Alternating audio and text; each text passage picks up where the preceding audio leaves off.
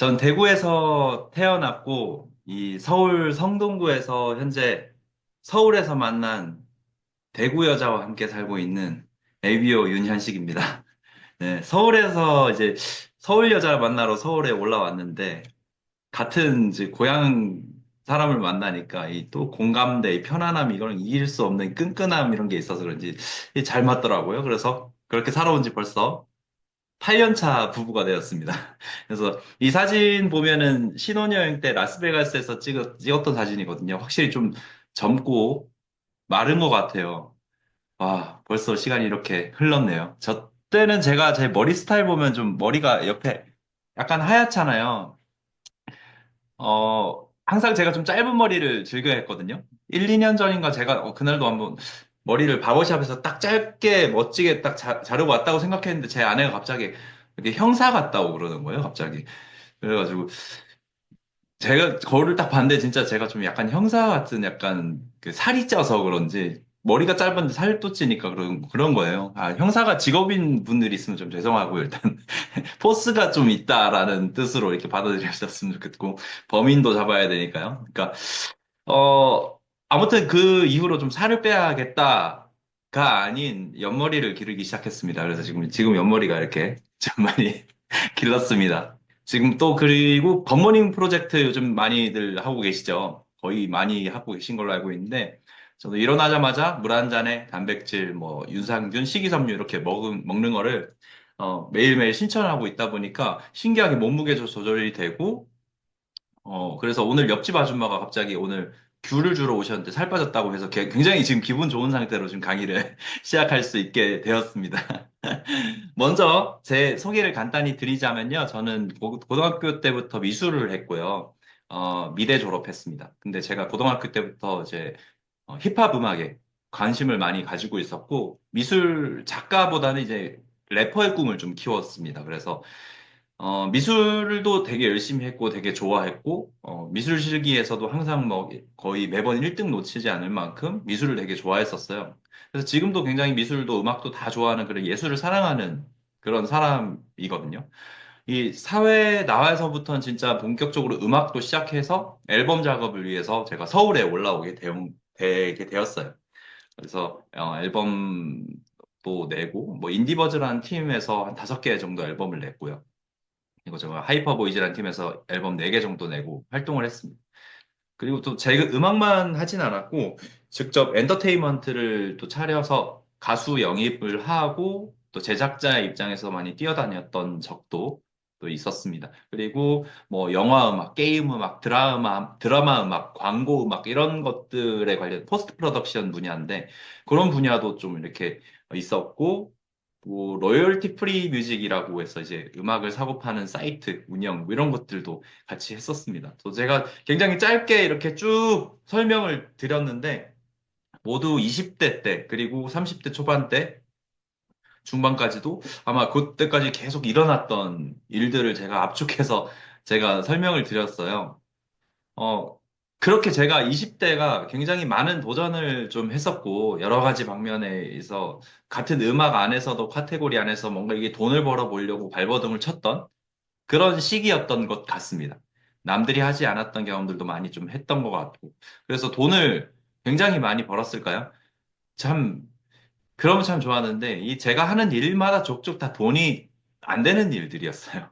그래서 실제로 돈이 더 나가기 바빴던 그런 일들이었던 것 같고. 근데 저는 그 당시 돈이 중요한 게 아니었고 꿈이 중요했거든요. 제가 서울에 올라온 이유도 꿈 때문에 올라왔잖아요. 그래서 꿈을 이뤄야 된다는 생각 때문에 음악을 하기 위해 서울에 가야 돼. 라는 그냥 결정을 해버리고 서울에 올라온 거고 그 서울에 올라올 때 많은 잦은 그런 뭐 부모님의 뭐 설득이라든지 아니면 돈 문제라든지 이런 것들이 사실상 그 꿈을 생각하다 보니까 장애물로 느껴지지 않았던 그런 시절이었습니다. 그래서 음악을 통해서 저는 큰 돈을 벌 거고 멋진 뮤직비디오도 찍을 거고 멋진 차도 사고 예쁜 여자도 만날 거라는 그런 꿈이 있었습니다. 근데 저는 현재 예쁜 여자는 다행히 얻었고요. 하나 또 이룬 게 있는데 나중에 말씀드리도록 하겠습니다. 그렇게 저희 20대가 다 가버렸습니다. 20대 후반 되니까, 와, 이게 신기한 게 20대 초반에는 다 같이 막 놀면서 막 누군가 꿈을 향해서 가는 그런 사람도 많이 없었고, 그냥 술 먹고 노는데 바쁜 사람들이 훨씬 많거든요. 근데 20대 후반 되니까 조금씩 이제 그 분야에서 돈을 버는 사람들이 막 생기기 시작하더라고요. 그래서 막 같은 술자리에 가더라도 분명히 나랑 친구였는데 그 술자리에 가면 걔는 쉽게 돈을 내는데 저는 내가 스스로 먼저 막 이거 사고 싶다라는 말을 절대 못 꺼내는 그런 상황이 오고 막 약간 뭔가 이런 차이가 자꾸 생기기 시작하는 시기가 20대 후반이었던 것 같아요. 그때부터. 그래서 더 제가 많이 느꼈던 건 제가 그 당시에 많은 회사원들도 많았고 사실 그런데 돈을 벌잖아요. 근데 돈을 잘 못 벌고 있는 상황이니까 더 많이 느꼈던 것 같아요. 확 현실 점검이 많이 됐던 그런 시기가 아니었나라는 생각이 들었고. 그래서 정말 꿈만 가지고 아등바등 막 살아가는 그런 시간들이 한 5년 이상 넘어가게 되니까 이 경제적 자유를 막 외치는데, 어, 현실은 진짜 적자유. 그래서 경제, 경제적 자유가 아니고 경제 적자가 되는 거예요. 그래서 망했어요. 내가 선택한 일이라서 남 탓도 못해요. 막 그렇게 경제적 자유에 대한 갈망을 정말 생각지도 못하는 곳에서 근데 찾게 된 게 신기한 게 이 아메이라는 비즈니스였습니다. 저는 저희 부모님으로부터 이 몇 번의 아메이 미팅 참여 권유를 계속 받았었어요. 제가 어차피 그 음악을 하고 있지만 그 사이드로 할 수 있다. 뭐 그리고 이런 뭐 들어봐라 경제 강의도 들어봐라 이런 것들 많이 권유를 받았었는데 제가 할 일이 아니라는 이유. 저는 어차피 음악을 해서 돈을 벌 거니까 내가 할 일이 아니라는 이유로 그리고 안 그래도 그거 다른 것 때문에 바빠 죽겠는데 거기를 간다라는 생각을 못 했던 거죠. 근데 몇 번 거절하다 보니까 이 지속된 거절 끝에 미안함이라는 게 남더라고요. 그래서 미안한 마음을 가지고 제가 한 번, 두 번 미팅을 한번 나가보기 시작했습니다. 이 초반에는 그 미팅이 그렇게 와닿지가 않았고 강의를 경청하러 가기보다는 제가 강의 평가를 하러 간 느낌이었어요. 그래서 맨날 갔다 와서 이건 저렇다 저렇다 이런 얘기를 했던 게 기억이 납니다. 하지만 이게 자꾸 듣다 보니까 이 현실 점검이 딱 되면서 내가 과연 지금 하고 있는 일로 먹고 살 수 있을까? 결혼을 할 수 있을까? 내가 뭐 사고 싶은 차를 살 수 있을까? 뭐 이런 의문점들이 하나둘 생기기 시작했고, 신기하게도 아메이 속에서 꿈을 꾸고 있는, 미래를 상상하고 있는 내 자신을 좀 발견하게 되었어요. 근데 그거는 아메이가 제가 좋아서 그런 건 전혀 아니었고요. 아메이라는 도구를 통해서 내가 그렇게 몇 년을 바쳤던 일에서도 해결되지 않았던 부분들이 해결될 수 있겠다라는 생각이 들었기 때문이거든요. 그렇게 그 작은 희망을 큰 희망으로 좀 키우는 그 일로 저는 미팅을 선택을 하게 됐습니다. 이런 미팅을 절대 빠지지 않고 나갈 수 있도록 내 시간을 조정하기 시작을 했어요. 그렇게 굉장히 본업에서 충족되지 못했던 그 실패 속에서 놓지 않았던 이 아메이 미팅 사수가 지금의 저를 좀 있게 만들었던 전국 베이스 기초공사가 되었다라고 저는 생각이 들어요. 그래서 미팅에 나온다고 당장 뭐 돈이 되는 건 아닌데 이 미팅 속에 지속되어야지만 내가 얻을 수 있겠다라는 게 좀 확신을 하기 시작했던 때라고 할까요? 그래서 미팅 사수는 저 지금까지도 지켜나가고 있는 제 1 원칙입니다. 여러분 오신 걸 정말 환영합니다. 그래서 저도 그 본업을 하면서 이 공연도 하고 또 미팅하고 공연하고 미팅하고 앨범 내고 미팅하고 또 본사에서 이런 강남에 정말 어, 큰 클럽을 빌려서 연말 파티를 해주고 하니까 사람들 많이 초대해서 소비자 만들고 그리고 또 공연하고 컨벤션 참석하고 또 공연하고 OM 듣고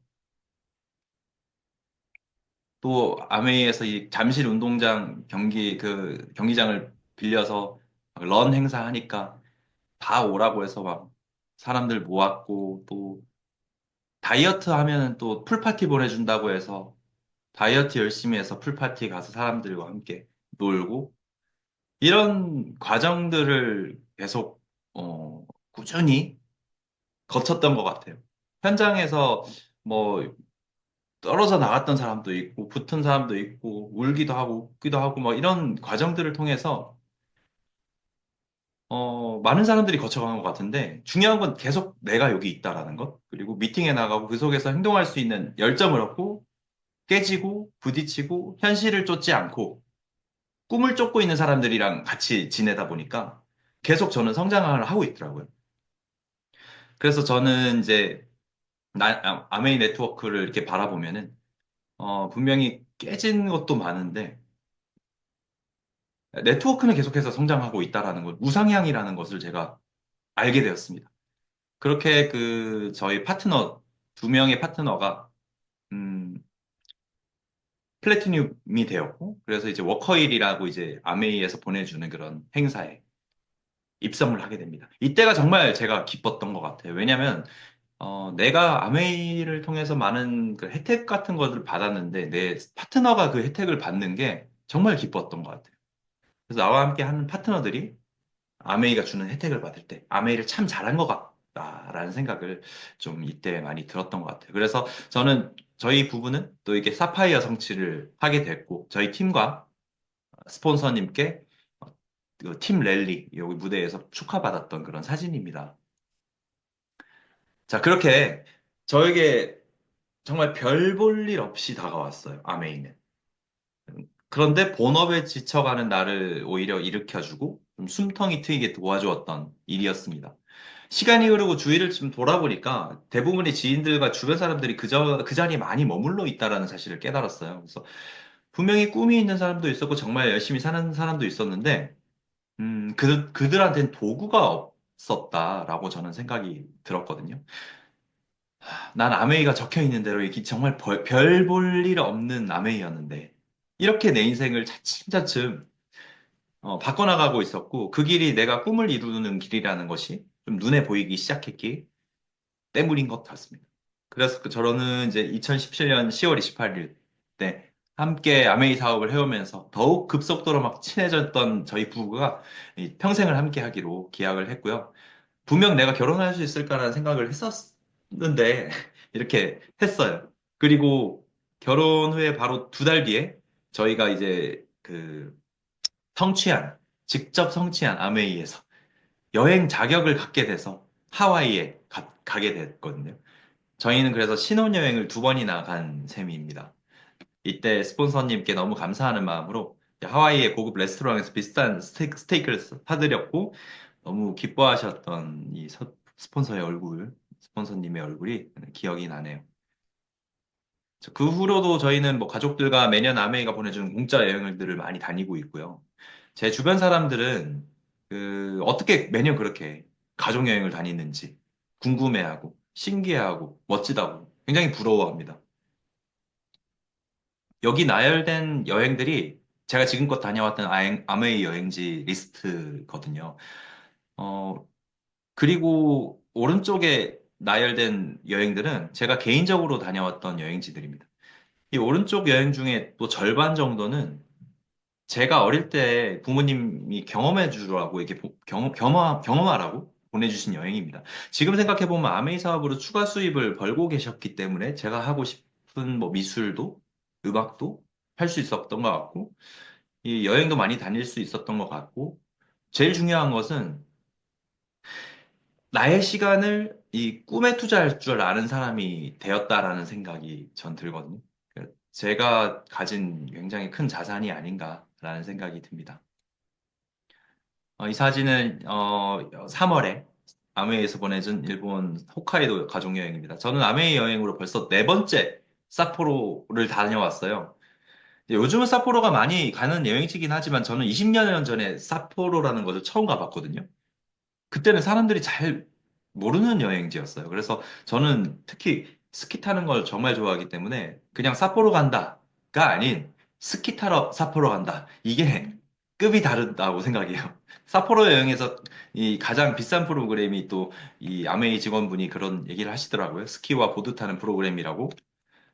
그래서 저도 이번에 토마무 스키장에서 스키 영상들을 한번 보여드리도록 하겠습니다.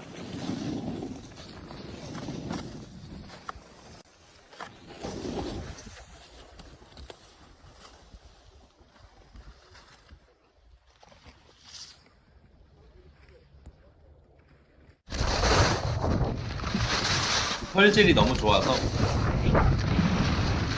넘어져도 별로 밑으로 막 쓸려 내려가지가 않아요.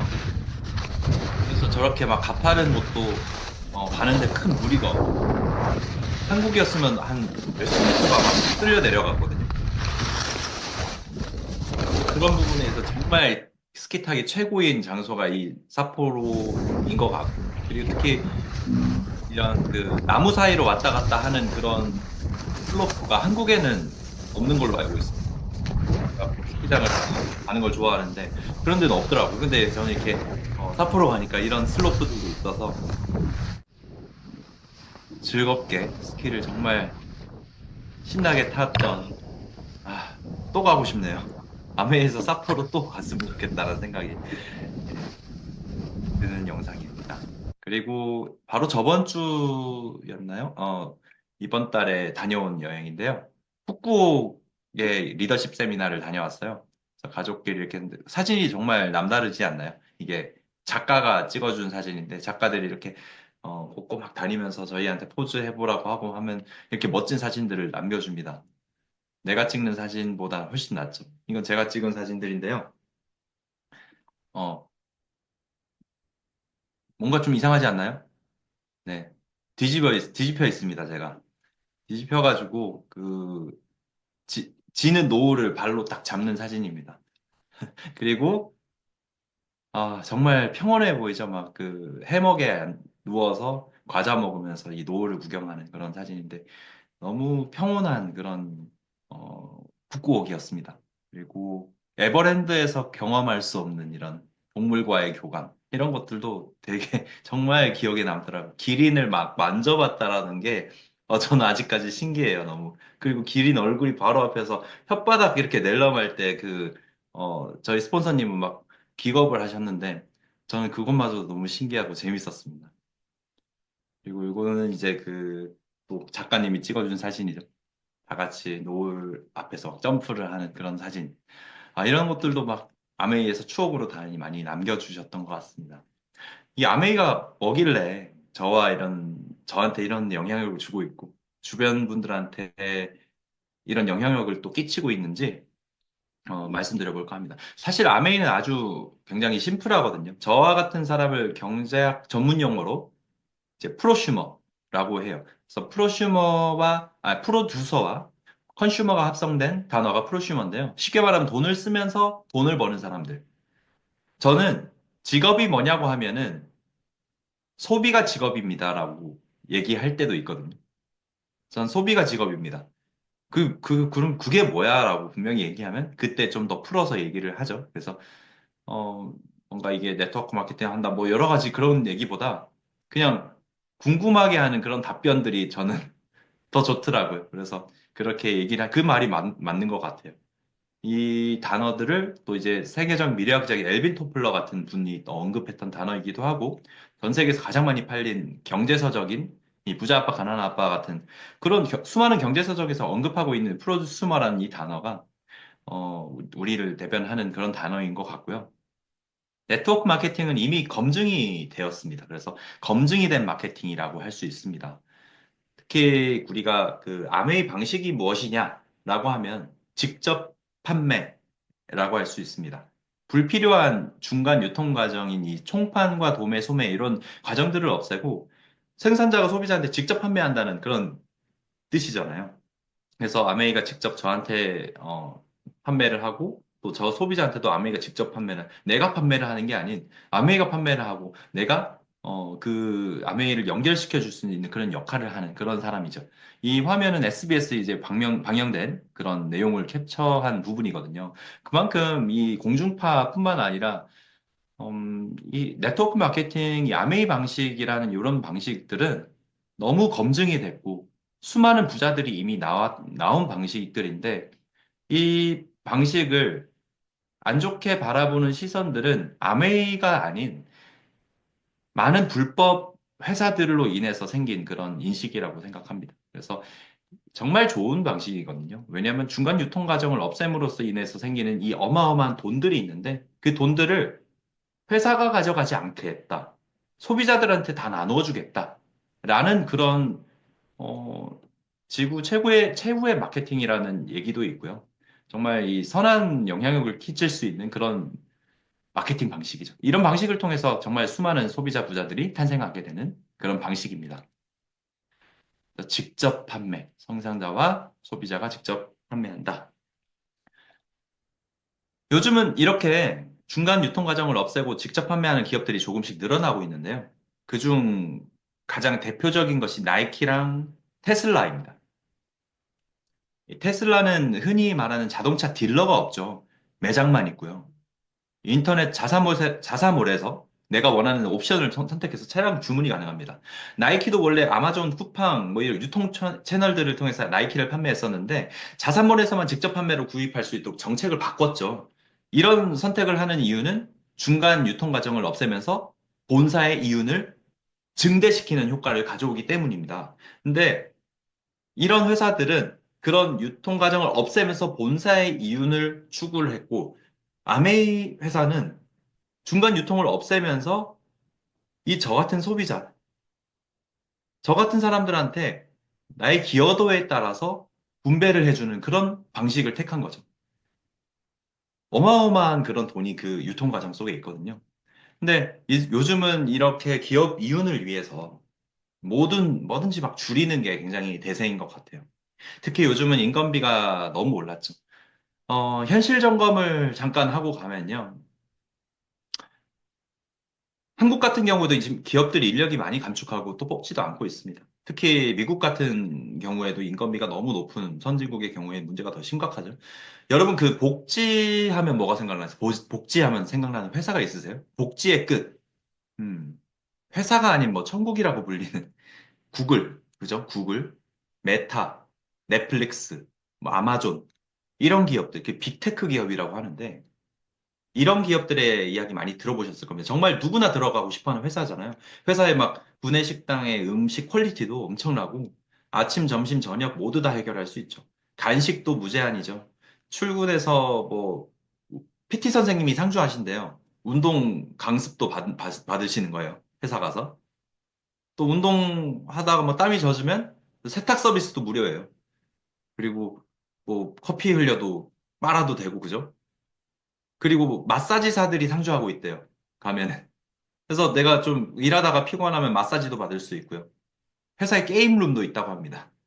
아, 일 좀 너무 게임 한 판 하고 와야지. 이러면서 진짜 그렇게 많은 복지들을 이렇게 내세우면서 많은 빅테크 기업들이 복지의 천국이란 불리는 그런 것들 만들어 놨는데요. 진짜 회사를 가기 싫은 곳이 아닌 가고 싶게 만들어 놓은 것 같아요. 근데 오늘자 기사를 제가 보다가 이거를 한번 꼭 보여드려야 되겠다 싶어서 가져왔어요. 그 복지로 명성이 자자하던 이 메타, 구글, 아마존, 넷플릭스 같은 빅테크 기업들의 복지가 계속 줄어들고 있다고 합니다. 지난 20년 동안 빅테크 기업들이 직원들에게 고급스러운 편의시설, 뭐 파격적인 복지, 뭐 이런 거 제공한 기업 문화였어요. 그런 게 굉장히 유명했는데 이제 와서 왜 줄이는지 제가 기사를 쭉 읽어보니까 한마디로 정의해 볼게요. 인간들을 위한 혜택을 줄이고 있습니다. 어, 요 자료를 보시면 이 오히려 설비 투자는 전년 대비 40%나 증가할 정도로 더 많이 했는데요. 복지 설비나 아니면 뭐 회사에 뭐 여러 가지 그런 다른 설비가 아닌 AI 설비에 돈을 다 갖다 부었다고 합니다. 얼마 전까지만 해도 저희 그 엔지니어라는 직업, 개발자들의 몸값 높았던 거 아시죠? 그들이 회사보다 갑이었어요. 좀 들어와 주세요. 하는 그런 갑이었어요. 그런데 이제 AI가 뭐를 할 줄 알죠? 코딩을 할 줄 알게 되었습니다. 그래서 이제 상황이 역전되었다고 합니다. 결국 이제는 빅테크 특혜, 혜택의 황금기, 이런 것들이 저물고 있다라고 표현을 해요. 빅테크도 다른 업종의 대기업들이랑 같아지고 있다라고 전문가들이 이야기를 하고 있습니다. 게다가 기업의 수명까지도 좀 짧아지고 있고, 직업에 몸담을 수 있는 시간도 줄어들고 있고. 그래서 우리는 앞으로 돈을 벌기에 더 어려운 세상이 올 거라고 합니다. 이 정부에서도 앞으로는 소위 대박이 난다. 라는 있을 수가 없도록 만들 거래요. 부동산이든 주식이든 뭐 코인이든 뭐 새로운 또 돈벌이든 뭐든 돈을 많이 벌 수 있는 건 더 세금을 많이 내게끔 할 거고 돈을 한 번에 더 많이 벌 수 없도록 자꾸만 더 쪼아대고 정책을 그렇게 해 나갈 것이라는 거죠. 두 번째 표 보면 은퇴 시기의 함정이라는 이 보시면 아시겠지만 한마디로 말씀드리면 내가 계획한 대로 은퇴할 수 없다라는 뜻으로 받아들일 수 있습니다. 전 지금 현재 37살인데 며칠 전에 친구가 저희 집에 왔어요. 하소연을 막 하는 거예요. 회사에서 감축을 하고 있대요. 그런데 본인은 아니겠지라고 했는데 얼마 전에 한 번도 자기가 해보지 못한 생산직으로 갑자기 났대요. 그래서 이 말은 직접 해고는 못하지만 나가라는 압박을 주고 있다라는 거잖아요. 이 회사를 15년 다녔는데 어떻게 나한테 이럴 수 있는지 내가 얼마나 회사를 열심히 일했는데 막 모르겠다면서 하소연을 하더라고요. 근데 제가 알지만 제 친구가 정말 똑부러져요. 이 회사도 다니면서 돈 모아서 서울에 집도 사고 애도 잘 키우고 일하는 건 제가 직접 못 봤지만 분명히 일을 잘할 것 같아요. 근데 본인도 본인이 똑똑한 걸 알 거예요. 그런데 본인이 회사에서 퇴사 압박을 받을 줄은 몰랐을 거예요. 이 갭이, 정말 이게 상반된 이런 부분들이, 요즘 많아지고 있습니다. 앞으로 더 많은 사람들이 이런 상황을 겪게 될 것 같습니다. 왜냐하면, 좀 전에도 말씀드렸듯이 AI 시대가 오기 때문이에요.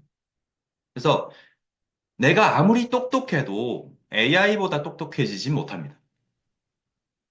2,600만 개의 일자리가 AI에게 빼앗길 거라고 하네요. 그래서 정말 이제 돈을 쉽게 번다라는 건 있을 수 없다라고 생각하시면 될 것 같고요. 바로 저번 주 또 기사인데, 이 마이크로소프트가 발표한 보고서에 따르면 일상과 업무에서 AI가 필수 기술로 자리 잡을 것이라고 얘기를 합니다. 그래서 올해가 2024년이 전 세계에 있는 기업이나 조직들이 AI를 본격적으로 도입하기 시작했대요. 이 말은 이제 AI가 실험 단계를 넘어서서 우리에게 직접적인 영향을 미치는 도구로 자리 잡았다는 뜻으로 해석한다고 합니다. 자, 그래서 내년에는 AI가 우리에게 직접적인 영향을 미치게 되는 전환점이 될 해라고 분석했습니다. AI와 로봇이 할 수 없는 일을 해야 된다는 말, 뭐 일자리가 뭐 없어지고 수많은 일들이 인간은 대체한다는 말, 그런 말 많이 들어보셨잖아요, 모두. 저는 AI가 가장 취약한 부분 중에 하나가 바로 인간관계라고 생각합니다. AI가 나의 업무와 생활에 편리함을 줄 수는 있지만 나의 인간관계를 대체할 수는 없습니다. 그래서 요즘 인간관계에 지쳐서 관계를 하지 않으려는 분들이 더 많더라고요, 또. 이제 사람 지친다고. 왜냐? 우리 한국 사회가 특히 경쟁 사회잖아요. 너무 경쟁에 치여가는 사회다 보니까 그런 부분에서 이제 막 배신도 당하기도 하고 생각지도 못한 뭐 뒷담화를 듣기도 하고 이제 여러 가지 막 많이 있을 겁니다. 그래서 인간관계를 포기하시는 분들, 내 주변 사람들한테만 잘해야지. 근데 그러면서 오히려 더 열심히 하는 게 AI가 더 잘하는 일에 몰두하는 현상들. 결국 나의 감정은 AI한테 다 뺏기고 나서 후회하지 않으려면 뭐가 중요한지 잘 생각해야 되는 전환점이라고 생각해요. 그래서 지금은 무엇보다도 인간관계를 잘해야 되는 시기라고 생각합니다. 아메이 제품을 전달하면서도 마찬가지인 것 같아요. 더블X의 스펙도 참 중요하지만 그 스펙을 말할 수 있는 문을 열기 위해서는 우리가 거쳐야 하는 관문이 바로 인간관계다. 그렇게 생각합니다. 다시 한번 강조하고 싶은데 인간관계 속에서 나는 과연 주변에서 그럼 신뢰를 얻는 사람인가에 대해서 저는 스스로 물어보고 있습니다. 저에게 스스로도. 내가 건강을 전달하면서 건강하지 않은 행동을 하는 건 아닌가? 내가 정직을 전달하면서 표정과 말투가 좀 너무 사기꾼 같진 않을까? 내가 저지른 일에 대한 확실한 해명을 좀 잘 하고 있나? 난 실수를 잘 인정하나? 아는 척만 하고 있지는 않나? 좀 더 배웠다고, 그죠? 그들과 관계도 잘 안 되어 있는데, 더블 X만 너무 강조하고 있지는 않은가? 그리고 뭐, 은연중에 내가 다 옳다고만 말하고 있지는 않은가? 나 혼자 막 떠들고 있지는 않은가? 뭐 등등. 인간관계 기본은 전 진정성이라고 생각해요. 그래서 AI는 사람을 진정으로 대하지 못합니다. 아메이 사업가들의 성공하신 분들이 모두가 다르고 좋아하는 아이템도 다르고 사업 스타일도 다 다르고 하지만 한 가지 공통점이 있다면 사람을 대하는 방식이 좀 다르더라고요. 저도 아직도 성장 중이지만 예전에 저를 생각해 보면 인간관계를 막 굉장히 서투르게 많이 했던 것 같은데 이 아메이 사업을 하면서 미팅 안에서 굉장히 인간관계에 대한 부분들을 되게 많이 배웠던 것 같고 책 속에서도 많이 배웠던 것 같고 그러면서 좀 많이 성장을 하고 있지 않나라는 생각을 합니다. 제가 좀 전까지 또 보여드렸던 그런 사진 속 분들은 제가 같이 비즈니스를 해오면서 같은 소비자, 사업가 그런 분들이었는데 여기 나온 분들은 이제 전 세계 저처럼 네트워킹을 하면서 팀을 만들고 있는 그런 많은 분들을 사진에 담아봤습니다. 제가 아메이를 시작하고 이 커뮤니티를 통해서 만난 사람들이 참 다양하고 많거든요.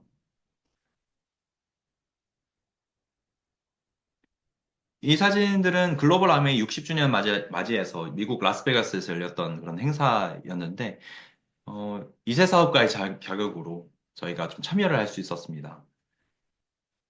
라스베가스 여행이 또 특별했던 이유가 저희 포함해서 전 세계의 많은 2세 사업가들이 또 만날 수 있었고, 전 세계 백만장자들을 또 한 곳에서 다 만날 수 있었어요.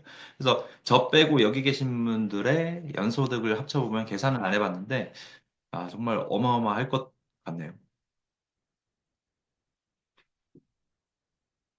이 사진들은 저희 그 또 화양태 김강희 리더님 그룹과 함께 또 홍콩으로 날아가서 미팅을 했던 사진인데 한국, 중국, 홍콩, 대만 뭐 이런 등에서 모인 아시아 쪽의 아메 리더들이 모여서 미팅하게 되었고 또 여기 밑에 중간에 계신 이 세 분, 이 세 분만 모아도 전 세계 아메이 매출 10분의 1을 차지한다고 하더라고요.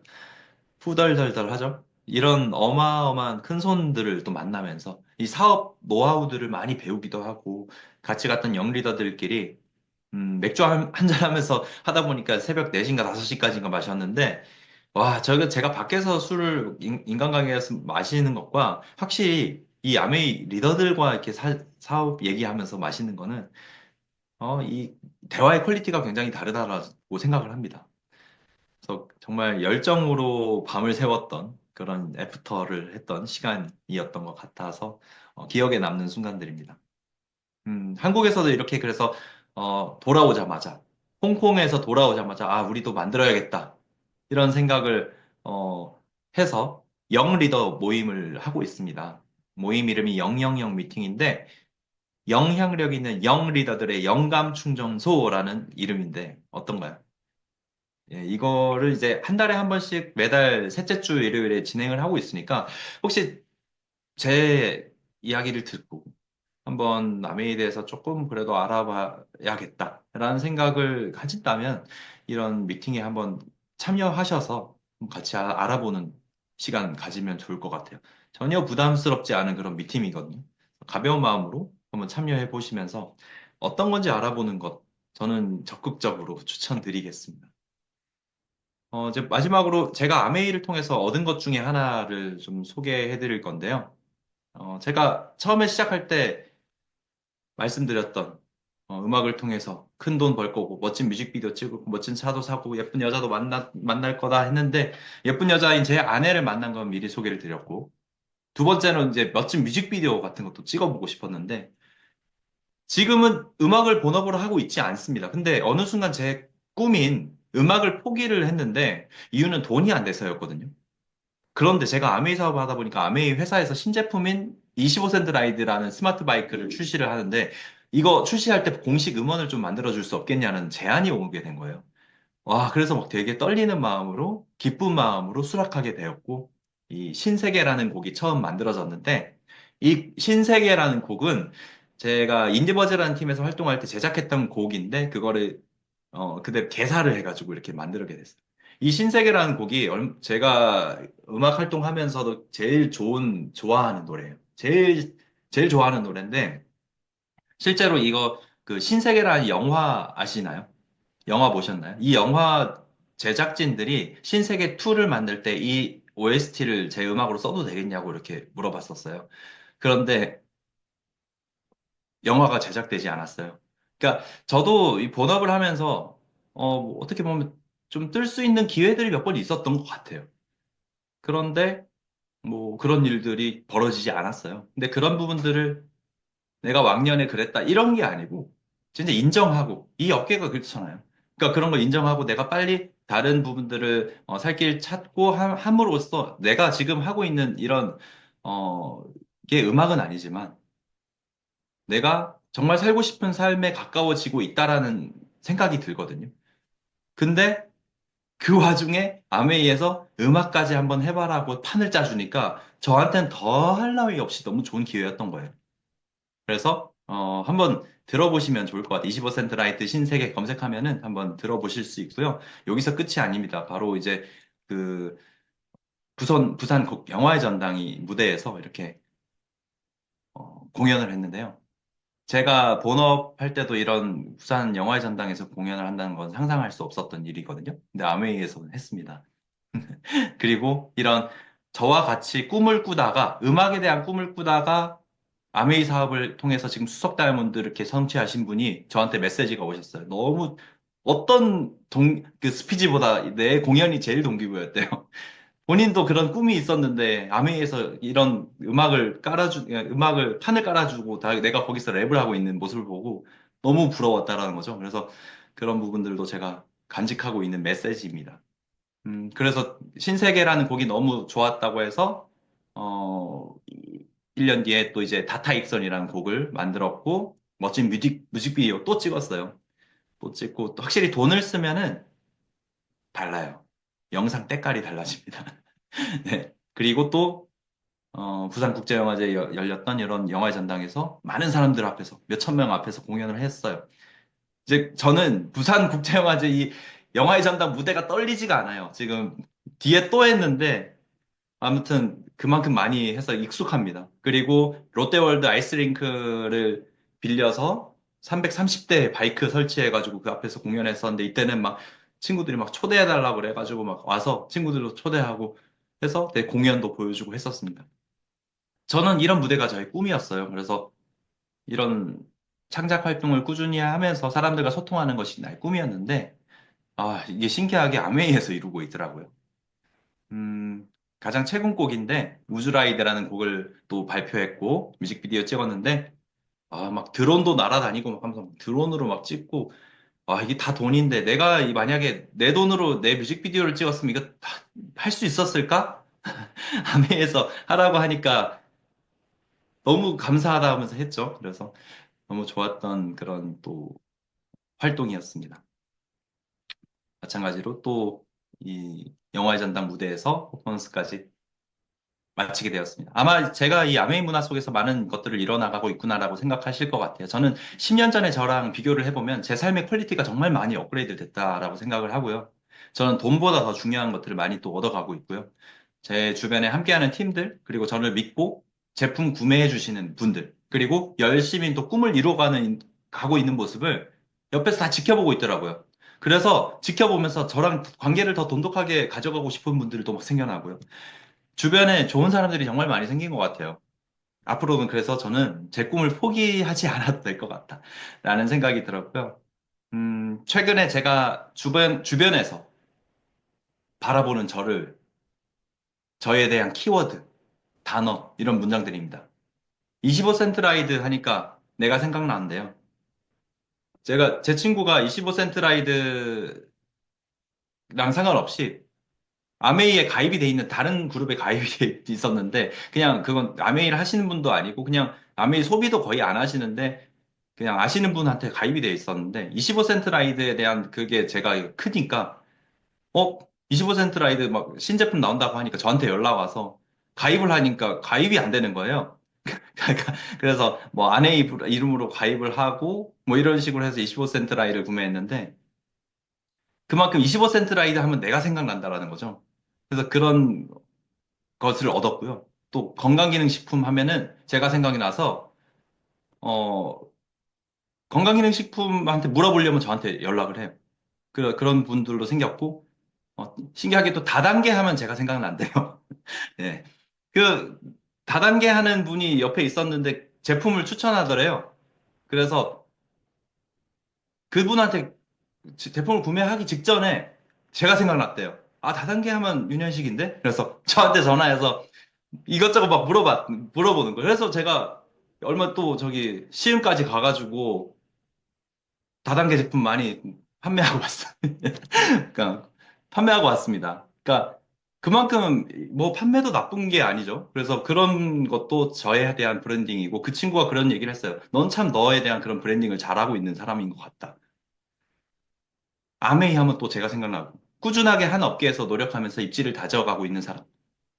브랜딩을 잘하는 사람. 이게 제가 최근에 많이 들었던 그런 저에 대한 이야기입니다. 저도 제가 주변에서 말해주기 전에는 제가 이런 사람인지 몰랐어요. 기분이 참 좋더라고요. 벌써 시간이 이렇게 됐네요. 네. 오늘 강의를 좀 정리해 보도록 하겠습니다. 오늘 제가 아메이 회사나 제품 마케팅 뭐 이런 것들은 거의 설명을 많이 안 드렸어요. 아마 그 부분은 저 말고도 많은 분들에게 좀 들을 수 있을 거라 생각했고요. 제가 오늘 전달하고 싶었던 키워드입니다. 꿈, 인간관계, 진정성. 이런 키워드를 가지고 나만의 스토리를 만들어가는 일이면서 그 스토리로 인해 돈을 벌 수 있는 일. 아메이 사업은 저에게는 정말 멋진 도구가 되었어요. 여러분 중에 친구 없는 사람은 없죠? 지금 내 친구를 한번 지금 여러분 친구를 한 번만 떠올려 보세요. 왜 나랑 친구하고 있을까? 왜 나랑 만나면 즐거워하는가? 그게 여러분의 매력 자산이자 무기라고 생각합니다. 그런 매력 자산의 아메이란 도구를 잘 한번 얹어서 내가 추구하는 멋진 삶을 살아가실 수 있으리라고 생각하고요. 오히려 인간관계에 지쳐서 힘들어하는 분들께 더 권하고 싶은 일이 저는 아메이 이 일입니다. 네, 오늘 저와 소통해 주신 모두에게 감사드리고 응원하겠습니다. 마치겠습니다.